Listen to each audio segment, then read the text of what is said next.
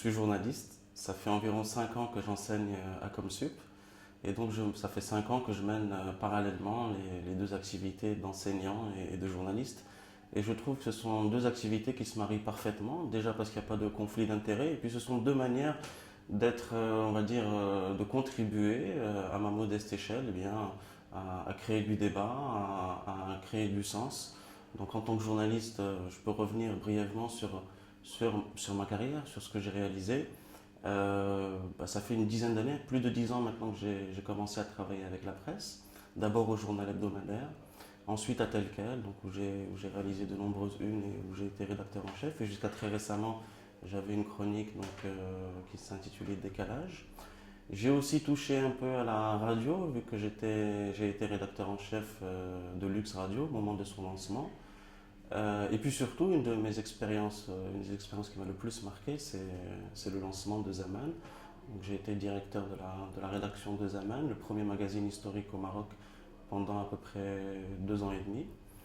Et puis voilà, et puis depuis que j'ai quitté Zaman, eh bien j'en profite pour enseigner plus, et puis j'en ai profité aussi pour sortir un ouvrage donc, qui s'intitule Le Dilemme du Roi, qui est sorti il y a à peu près 1 an, et qui se vend très bien dans les librairies marocaines.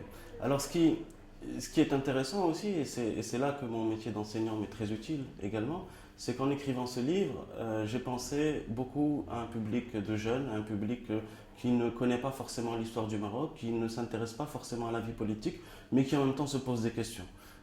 Alors, pour parler plus précisément de ce que je fais avec les étudiants à Comsup, eh bien, j'enseigne donc en deuxième année les genres journalistiques. Donc, j'essaie d'inculquer aux étudiants, enfin de leur apprendre à faire la différence entre les différents types de médias. Donc, je leur apporte une certaine perspective historique par rapport à la naissance et l'émergence des médias.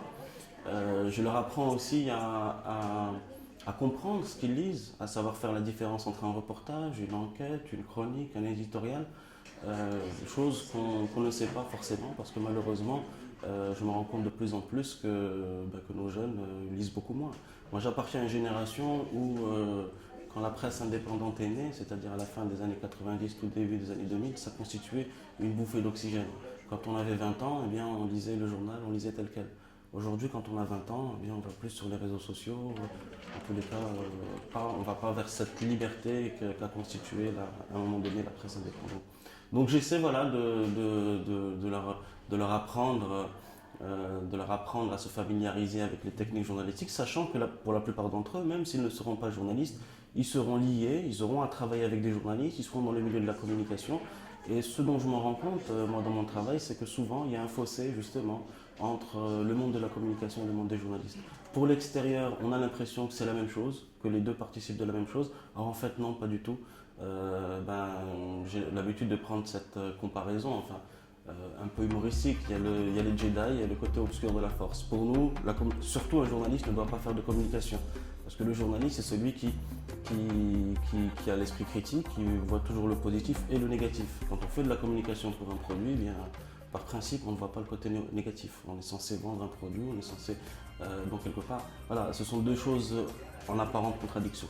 Et c'est pour ça que, tant qu'à faire un autre métier que celui de journaliste, parce que justement, on a besoin en tant que journaliste de ne pas rester emprisonné dans un petit microcosme, eh bien, je préfère me consacrer à l'enseignement plutôt qu'à la communication, parce que justement, il pourrait, là pour le coup, y avoir parfois des conflits d'intérêts ou des difficultés à gérer plusieurs chantiers en même temps.